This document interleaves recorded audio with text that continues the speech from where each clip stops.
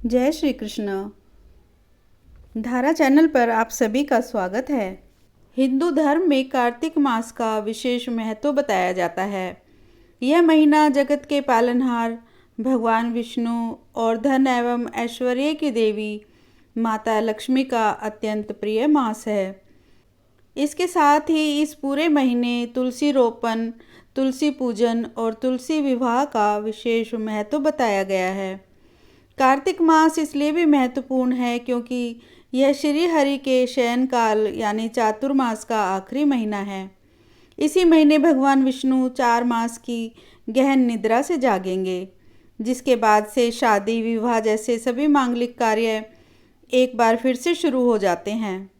ऐसी मान्यता है कि इस महीने भगवान विष्णु और माँ लक्ष्मी की पूजा करने से व्यक्ति के जीवन में धन और सुख समृद्धि की कमी नहीं रहती। शास्त्रों के अनुसार हिंदू धर्म में कार्तिक मास को सभी मासों में सर्वश्रेष्ठ बताया गया है। इस मास को सबके लिए मंगलकारी और श्रेष्ठकारी माना गया है। इस महीने का महत्व इसलिए भी बढ़ जाता है क्योंकि इस मास में भगवान विष्णु योग निद्रा से जागते हैं। माँ लक्ष्मी भी इसी महीने धरती पर विचरण करने के लिए उतरती हैं और भक्तों को धन ऐश्वर्य का वरदान देती हैं। इस महीने लक्ष्मी पूजन और देव उठनी एकादशी मनाई जाती है। ऐसे माना जाता है कि इस महीने श्री हरि और माँ लक्ष्मी की पूजा अर्चना करने से धन की प्राप्ति हो जाती है और आर्थिक संकटों से छुटकारा मिल जाता है। ऐसा कहा जाता है कि जिस घर में कार्तिक मास में तुलसी की नियमित तौर पर पूजा होती है, उस घर में माँ लक्ष्मी सदा वास करती हैं। खासकर कार्तिक मास में तुलसी पूजन का विशेष महत्व बताया जाता है। इस महीने तुलसी की पूजा विशेष फलदायी होती है। ऐसा माना जाता है कि कार्तिक मास में भगवान विष्णु योग निद्रा से जागते हैं और सबसे पहले तुलसी की पुकार सुनते हैं। इसलिए इस मास तुलसी पूजन का खास महत्व बताया जाता है। भगवान विष्णु के योग निद्रा से जागने के बाद शालिग्राम के रूप में उनका विवाह तुलसी से कराया जाता है। इस माह तुलसी पूजन और दीपदान करने से यमदूतों का भय समाप्त हो जाता है और पुण्य फलों की प्राप्ति होती है। शरद पूर्णिमा से लेकर पूरे कार्तिक मास तक दीपदान का विधान बताया गया है। इस महीने हर दिन किसी पवित्र सरोवर में दीपदान करना चाहिए या फिर तुलसी के पौधे के सामने दीपक प्रज्वलित करना चाहिए। इससे सुख समृद्धि आती है। इसके अलावा इस महीने अन्नदान और गोदान के अलावा गरीबों या ज़रूरतमंदों की मदद करने से पुण्य की प्राप्ति होती है। आइए कार्तिक मास महात्म्य की कथा का श्रवण करते हैं। अनुपम अद्वितीय कार्तिक मास महात्म्य कथा। कार्तिक मास महात्म्य कथा अध्याय 4। नारद जी ने कहा, ऐसा कहकर भगवान विष्णु मछली का रूप धारण करके आकाश से जल में गिरे। उस समय विंध्याचल पर्वत पर तप कर रहे महर्षि कश्यप अपनी अंजलि में जल लेकर खड़े थे। भगवान उनकी अंजलि में जा गिरे। महर्षि कश्यप ने दया करके उसे अपने कमंडल में रख लिया। मछली के थोड़ा बड़ा होने पर महर्षि कश्यप ने उसे कुएं में डाल दिया। जब वह मछली कुएं में भी ना समा सकी तो उन्होंने उसे तालाब में डाल दिया। जब वह तालाब में भी नहीं आ सकी तो उन्होंने उसे समुद्र में डाल दिया। वह मछली वहाँ भी बढ़ने लगी। फिर मत्स्य रूपी भगवान विष्णु ने शंखासुर का वध किया और शंखासुर को हाथ में लेकर बद्रीवन में आ गए। वहाँ उन्होंने संपूर्ण ऋषियों को बुलाकर इस प्रकार आदेश दिया, मुनीश्वरों, तुम जल के भीतर बिखरे हुए वेद मंत्रों की खोज करो और जितनी जल्दी हो सके उन्हें सागर के जल से बाहर निकाल लाओ। तब तक मैं देवताओं के साथ प्रयाग में ठहरता हूँ। तब उन तपोबल संपन्न महर्षियों ने यज्ञ और बीजों सहित संपूर्ण वेद मंत्रों का उद्धार किया। उनमें से जितने मंत्र जिस ऋषि ने उपलब्ध किए, वही उन बीज मंत्रों का उस दिन से ऋषि माना जाने लगा। तदंतर सब ऋषि एकत्र होकर प्रयाग में गए। वहां उन्होंने ब्रह्मा जी सहित भगवान विष्णु को उपलब्ध हुए सभी वेद मंत्र समर्पित कर दिए। सब वेदों को पाकर ब्रह्मा जी बहुत प्रसन्न हुए उन्होंने देवताओं और ऋषियों के साथ प्रयाग में अश्वमेध यज्ञ किया।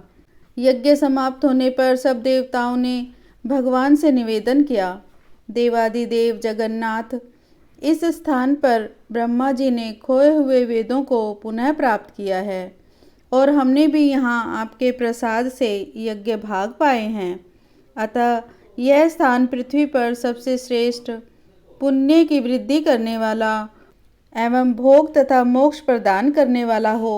साथ ही यह समय भी महापुण्यमय और ब्रह्मघाती आदि महापापियों की भी शुद्धि करने वाला हो तथा तय स्थान यहाँ दिए हुए दान को अक्षय बना देने वाला भी हो, यह वर दीजिए। भगवान विष्णु बोले, देवताओं, तुमने जो कुछ कहा है वह मुझे स्वीकार है, तुम्हारी इच्छा पूर्ण हो। आज से यह स्थान ब्रह्मक्षेत्र के नाम से प्रसिद्ध होगा। सूर्यवंश में उत्पन्न राजा भगीरथ यहाँ गंगा को ले आएंगे और वह यहाँ सूर्य कन्या यमुना से मिलेगी। ब्रह्मा जी और तुम सब देवता मेरे साथ यहाँ निवास करो। आज से यह तीर्थ तीर्थराज के नाम से विख्यात होगा। तीर्थराज के दर्शन से तत्काल सब पाप नष्ट हो जाएंगे। जब सूर्य मकर राशि में स्थित होंगे उस समय यहाँ स्नान करने वाले मनुष्यों के सब पापों का यह तीर्थ नाश करेगा। यह काल भी मनुष्यों के लिए सदा महान पुण्य फल देने वाला होगा। माघ में सूर्य के मकर राशि में स्थित होने पर यहाँ स्नान करने से सालोक्य आदि फल प्राप्त होंगे। देवादिदेव भगवान विष्णु देवताओं से ऐसा कहकर ब्रह्मा जी के साथ वहीं अंतर्ध्यान हो गए। तत्पश्चात इंद्रादि देवता भी अपने अंश से प्रयाग में रहते हुए वहाँ से अंतर्ध्यान हो गए।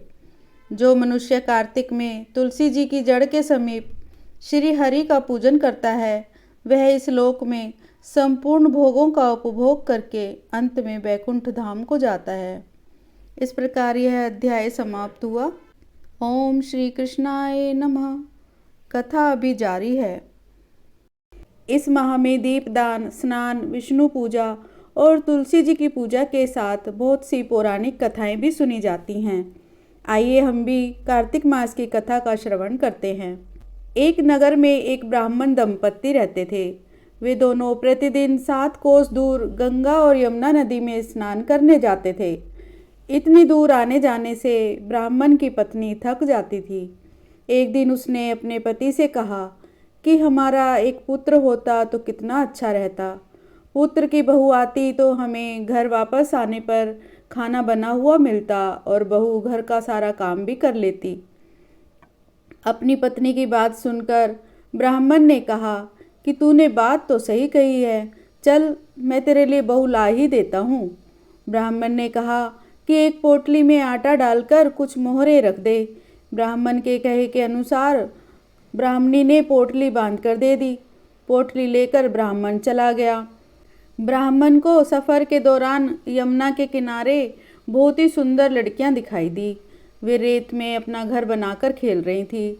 उनमें से एक लड़की ने कहा कि मैं अपना घर नहीं बिगाड़ूंगी, मुझे तो रहने के लिए ये घर चाहिए। लड़की की बात सुनकर ब्राह्मण मन ही मन सोचने लगा कि बहू बनाने के लिए यही लड़की उचित है। जब वह लड़की जाने लगी तो ब्राह्मण भी उसके पीछे पीछे उसके घर तक चला गया। वहाँ जाकर ब्राह्मण ने उस लड़की से कहा, बेटी, कार्तिक मास का महीना चल रहा है, इसलिए मैं किसी के घर का खाना नहीं खाता। मैं अपने साथ आटा लेकर आया हूँ। तुम अपनी माता से पूछो कि क्या वह मेरे लिए आटा छानकर 4 रोटी बना देगी।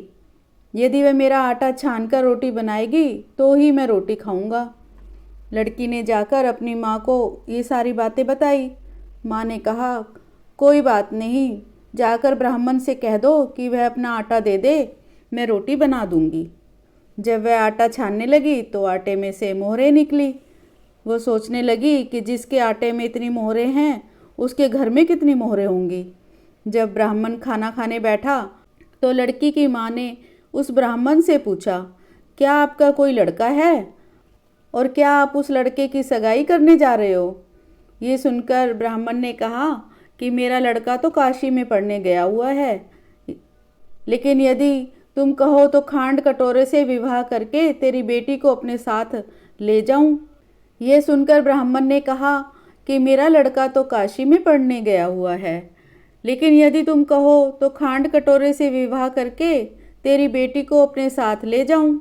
लड़की की माँ ने कहा, ठीक है ब्राह्मण देव। इस पर लड़की की माँ ने लड़की की खांड कटोरे से शादी करके ब्राह्मण के साथ भेज दिया। ब्राह्मण ने घर आकर कहा, रामू की माँ दरवाज़ा खोलकर देख, मैं तेरे लिए बहू लेकर आया हूँ। ब्राह्मण की पत्नी भीतर से ही बोली, हमारे तो कोई बेटा बेटी नहीं है, तो बहू कहाँ से आए? दुनिया ताने मारती थी, अब आप भी मारने लगे। ब्राह्मण ने कहा, तू दरवाज़ा खोल कर तो देख। जब ब्राह्मणी ने दरवाज़ा खोला तो सामने बहू को खड़ी देखा। उसने बहू का स्वागत किया और आदर सत्कार से अंदर ले गई। अब जब ब्राह्मण अपनी पत्नी के साथ नदी पर स्नान करने जाता तो पीछे से बहू घर का सारा काम करके और खाना बनाकर रखती थी।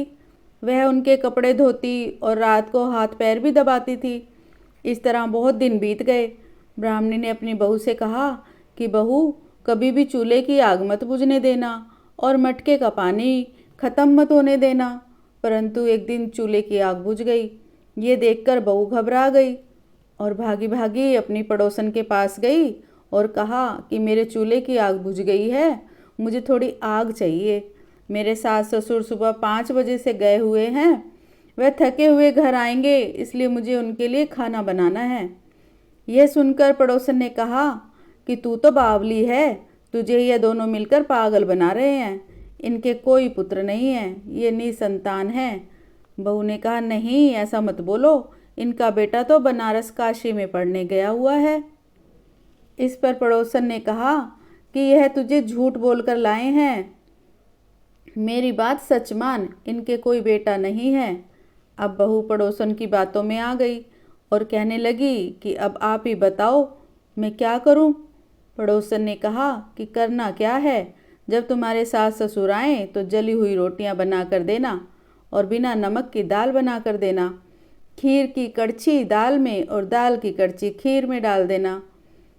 पड़ोसन ने उसे अच्छे से सिखा पढ़ा दिया।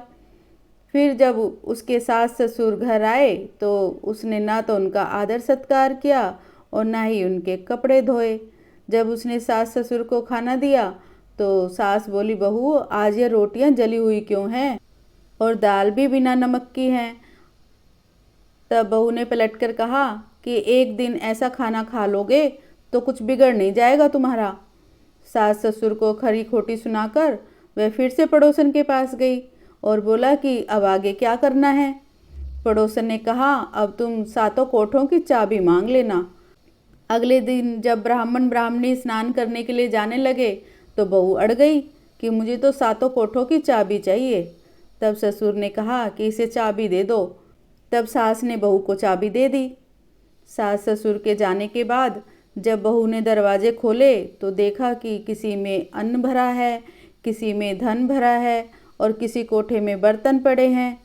जब उसने सबसे ऊपर का 7वां कोठा खोला तो देखा कि शिव जी, पार्वती माता, गणेश जी, लक्ष्मी माता जी, पीपल पथवारी, कार्तिक के ठाकुर, राई दामोदर, तुलसी जी का बिड़वा, गंगा यमुना और 33 कोटि देवी देवता विराजमान हैं।